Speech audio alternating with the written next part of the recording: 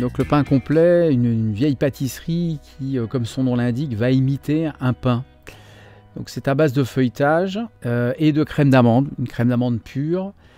Donc le produit est très chargé en crème d'amande, un peu à l'image du Pithiviers. Donc il est sur le même type de montage, garnissage en dôme, avec une abaisse de feuilletage qui va être plus grande sur le dessus, puisqu'il va falloir qu'elle vienne épouser cette grosse garniture.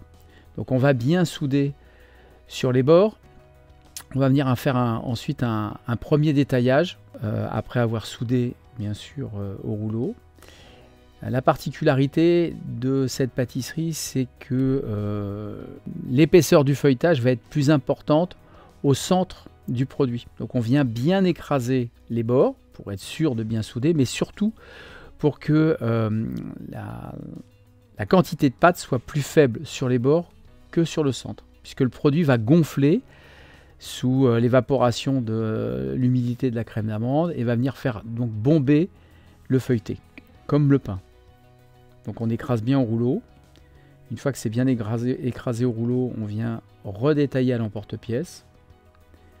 Et ensuite on viendra chiqueter les bords avant de pouvoir, sur le dessus, déposer un macaronnage. Donc avec le dos du couteau, on vient chiqueter en biais pour souder, puisqu'il y a une forte garniture de crème d'amande. Un passage au froid, et une fois que c'est passé au froid, on vient déposer donc la macaronnade, c'est pâte d'amande crue, détendue au blanc d'œuf. Là, il a été choisi de teinter ça avec un colorant à base de pulpe de betterave, mais il peut être aussi non teinté. Une fois qu'on a réparti la garniture uniformément, on vient très largement saupoudrer de sucre glace. Il faut que le sucre glace vienne recouvrir l'ensemble du macaronnage. Puis, avec le dos d'un couteau ou un cornet, les cornets qu'on utilisait pour faire les cornets à la crème, on vient marquer le macaronnage sans découper le feuilletage qui est en dessous. Là, c'est juste pour marquer le macaronnage.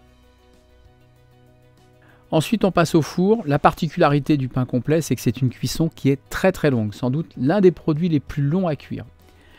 Donc normalement, le produit gonfle un peu plus que sur la photo, mais là, il est quand même pas mal gonflé.